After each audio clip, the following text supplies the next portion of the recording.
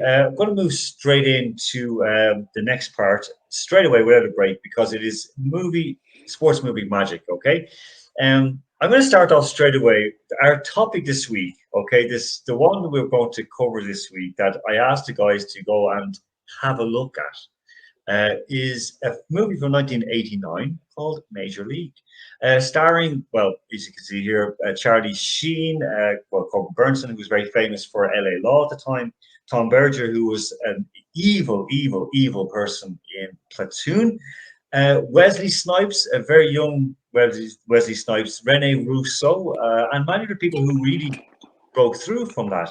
Um, it's based on a kind of a true story. Well, it's based on a true story, kind of based on a true story of Georgia Frontier, I think it was. She had inherited the LA Rams from her husband when he died. And after 15, 16 years, she ran the team down and moved them to her hometown of St. Louis. Now, she then died, and basically her estate was sold off to Stan Kroenke. Of course, many people know him more for his relations to English football, who then 5, 6 years ago, moved the team back to LA.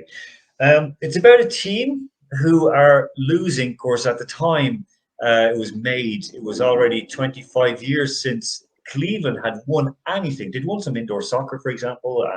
They were quite good at soccer, but they'd won nothing of any note since 1964. And they didn't win anything until 2019 when the Cleveland Cavaliers with LeBron went and won the NBA championship. Interesting movie. We see here Tom Berger is a catcher. Jake, what's his name? Jake. What's his name? Jake Taylor. Taylor. Yeah, like Jake Taylor comes back. Talking here to Rick Vaughn or Wild Thing Rick Vaughn. Okay, Andrew, I'm going to start with you. You have to watch the movie, correct? I admit I had never even heard of it until yesterday. I'd only finished watching it about an hour ago, and I have to say it was absolutely perfect. It was brilliant. Now, when I saw the date of the movie, 1989, and I saw Charlie Sheen is in this film, I thought, there are going to be so many cheesy 1980s gags about how much of a ladies' man he is. And when I saw his name was Wild Thing in this, I thought, oh God, Charlie Sheen's going to just lap this up. But he wasn't, by some stretch, he wasn't the funniest person there. I never realised how funny Wesley Snipes was. His comic timing and the number of characters. I think my favourite thing about this film is the number of characters who weren't just goofball characters for the sake of a quick, cheap laugh. Pedro, the Cuban big hiss, I've forgotten his Serrano, that's it. With his voodoo storyline. It was there for a bit of a laugh, but it didn't go too far. Wesley Snipes, honestly, his timing, his comic expressions were just absolutely perfect. Charlie Sheen didn't take over the film like I expected him to, but it wasn't schmaltzy at the end. Genuinely, the sporting sequences, I wasn't entirely sure, and I love going into it having no idea how the film turned out. I realised, of course, that something good was going to happen at the end. It's a 1980s sports film, of course it would, but it was enough uncertainty to make it a genuinely entertaining storyline, and it was a great stick it to the man sort of feel to it. You know, just because having that cutout board of the owner in the dressing room, we're going to take off a piece of each win we need. We need 32 more wins to seal the title, and you guys think. There we go. It was just wonderful. This is the owner, and I mean, I did feel really bad for her at the time as well because of the way she was being presented. And so she'd inherited the team. She was a showgirl from Vegas. She inherited the team, and the whole idea was she wanted to move the team to Florida. Now that was what we were made to believe at the start. So she wanted to move the team to Florida simply because she didn't like Cleveland. It wasn't nice. She hated the city. The team were losing. She was losing money. The stadium was falling down, which is actually the case in Cleveland. I mean, Cleveland Browns were disgracefully treated by the football team, by the city of Cleveland, but they were falling apart. So basically said, we've been losing. The whole thing is now we're going to finish dead last. So it seems like kind of Ralph Rangnick coming in to Manchester United. We've been losing. Now we're going to be totally shit.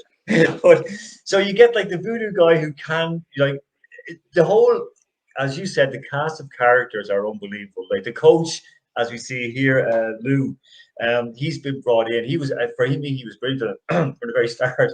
He's brought in because he's like managing some like small team and in one of the minor leagues, and they call him, and he's there working part time in a car auto repair place. And they're like, "Oh, this is the Cleveland Indians." And he goes, "Yeah, I think I'm a bit busy that week to go manage in the major league." Um, everything is good about this movie, isn't it, Iseult? It is. It screams a movie of its generation. Like, let's face it, baseball films, there are some incredible ones which are very hard hitting. Like Moneyball is probably one of the best films about sport from a fictional perspective. Field of Dreams, brilliant. This, of its era, of very much of its era. And I think the thing I actually really enjoy about it, and this sounds slightly silly, is that the bad guy in the film is actually a girl. It makes it a little bit different. And what I discovered was that there apparently was an alternate ending. I'm not going to Yes. spoil the ending, but there was an alternate ending where it was like, oh, turns out I am actually a sports psychiatrist in my own way with my master plan. It wasn't actually that I ever wanted to go anywhere, ever in the ending. That was the alternate ending, so it's fine. But I think there's something like, you know how it's going to go. Let's face it. No one ever starts with a film where the idea is, oh, we want our team to tank so we can end up going to Miami. And the team go, okay, we're going to try our very best, but ultimately we're going to end up in Miami, which, to be fair, would have been a better option. So you know already what the ending is going to be, but it still doesn't stop you enjoying them getting there. And that's, look, easy viewing is always good. And perhaps if they'd gone with an alternate ending where like the team end up in Miami and they're all like, here we are, it's great, life is good, we wouldn't have enjoyed it as much.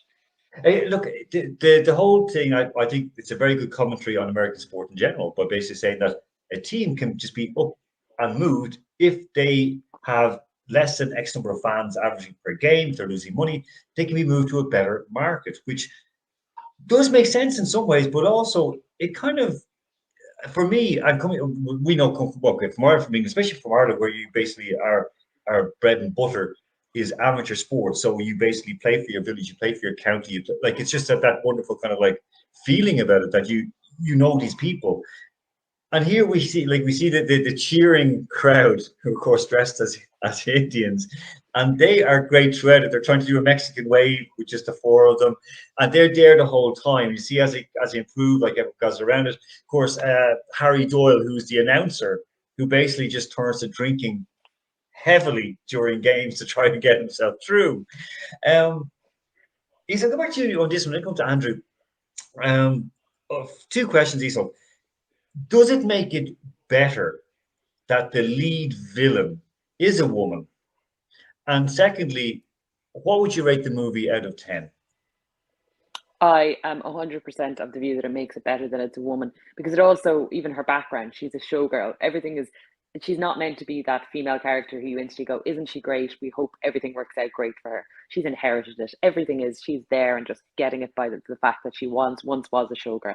Make all your assumptions as to the happy marriage they may have had prior to the film that we don't know about. Out of 10, let's give it a solid, for me, because I am quite critical, you may not have noticed, I'm going to give it a solid 7. Oh, that's very good, actually. Oh, that's very, very good.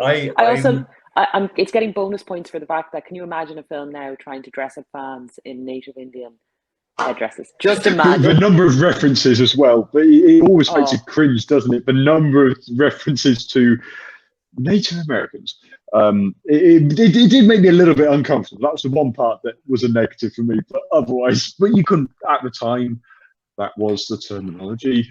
They've changed their name. They've changed their name to the Guardians, so they're now the Cleveland Guardians. Andrew, question to you. I just want to say as well to Joel Amorim, who's watching all the way over in Portugal, big fan of Russian football in general, Russian football, brilliant historian as well. Bunamos and a couple of scores before as well. He just said, very nice movie.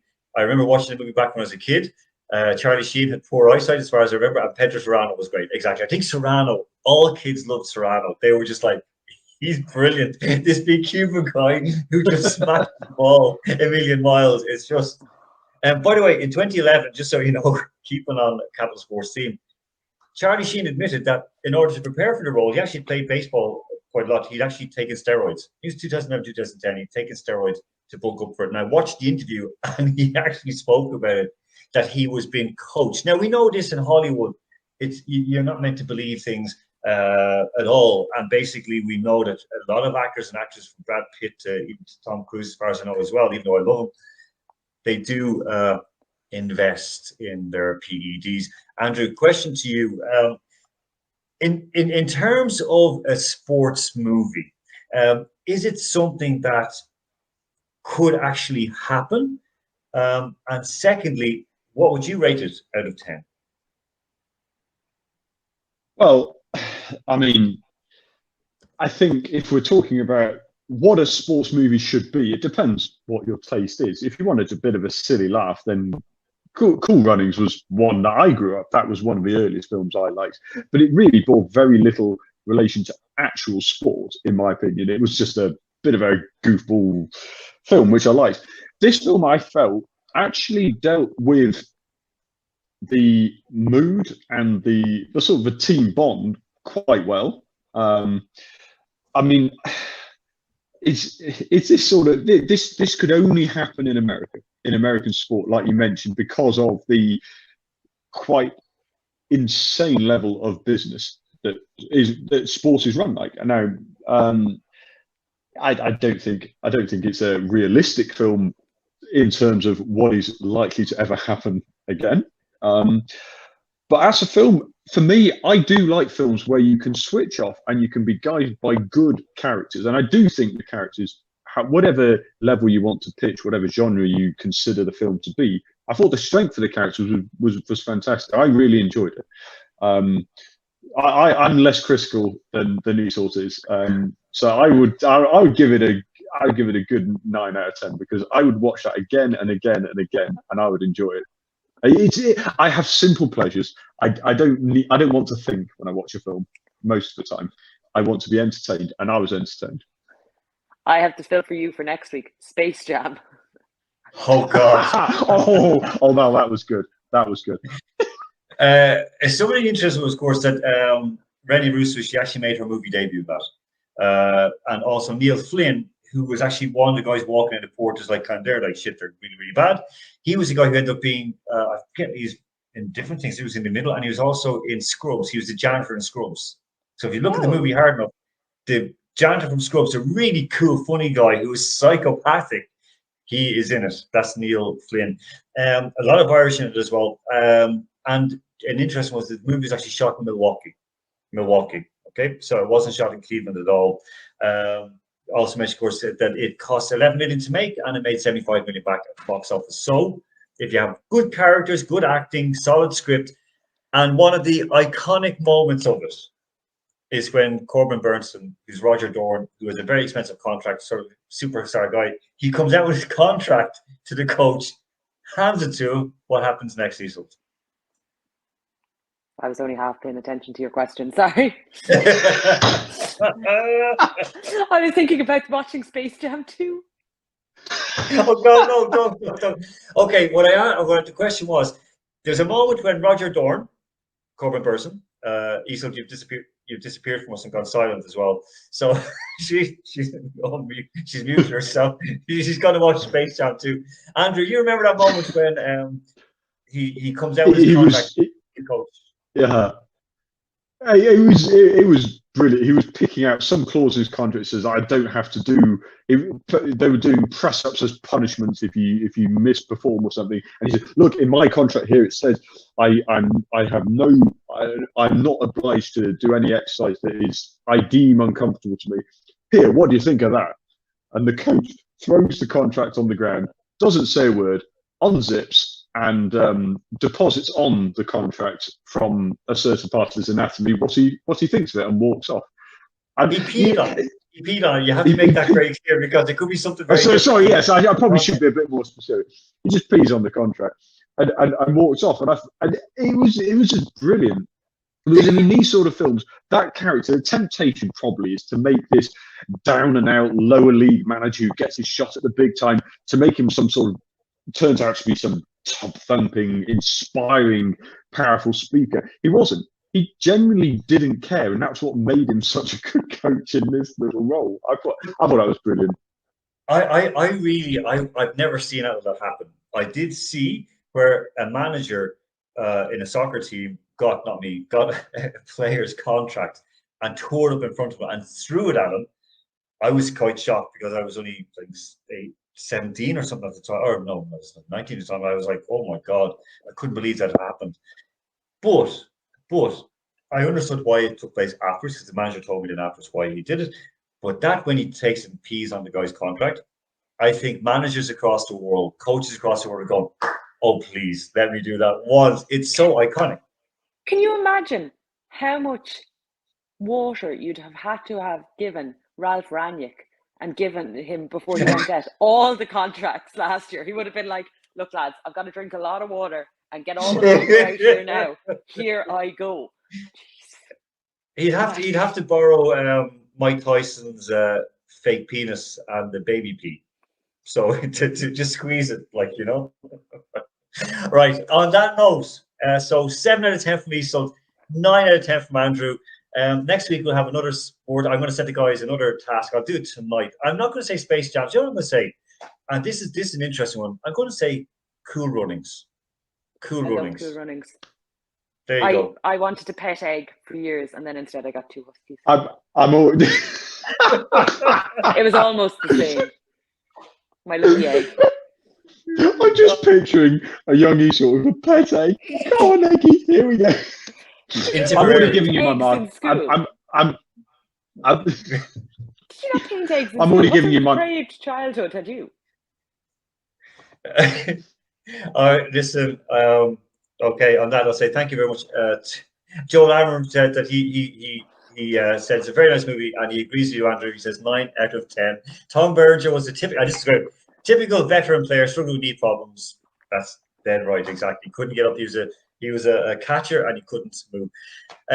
Watch part 2, and part 3 is really interesting as well. It has a guy from, what was the name of that TV show where they went back and forward in time?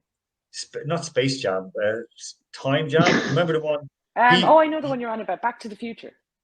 No, that's not the one I wanted. It's a TV show, where there's a Doctor split in Who? time. Pardon? Doctor Who? No. Jesus, what was that called? Red Thingy-majiggy? No. No, not Time Gate or Stargate. Red Dwarf? No, it wasn't. No. No, what was it called? Oh, come on, God, we're going to have to get this. What? Okay, what else happens in it? Think this through. We need more details here, Alan. You can do this. Okay, so basically, describe the characters. He goes back and forward in time, or he goes back in time to change things. Kind of time, no, not time traveler. He goes back in time, and he has him as kind of a guy who helps him, who like guides him along the way as well. He's a doctor something. He's This really sounds like Back to the Future to me. Oh no, it also sounds like Doctor Who to me.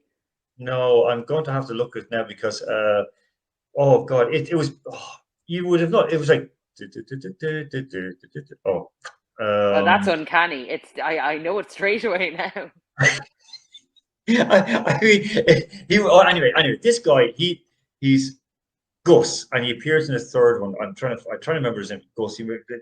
Okay, Major League 2 is basically the growing pains. They've done really well, and what happens next to them, and how they're kind of like coming back. And Charlie Sheen becomes brilliant. Wesley Snipes is not in the second one, and he is a huge loss for it, because I agree with Andrew. He was absolutely amazing. He's so funny, and just crack me up like Willie Mays Hayes, like, you know, and he just takes the fun out of himself, and you can see that he's really good. Like, he's really, really good at what he does. I'm trying to remember what it was. No, I can't remember. But okay, it's basically it's the third one. Major League 3. I'm trying to see it here. I have it. Scott Bakula. What was Scott Bakula in?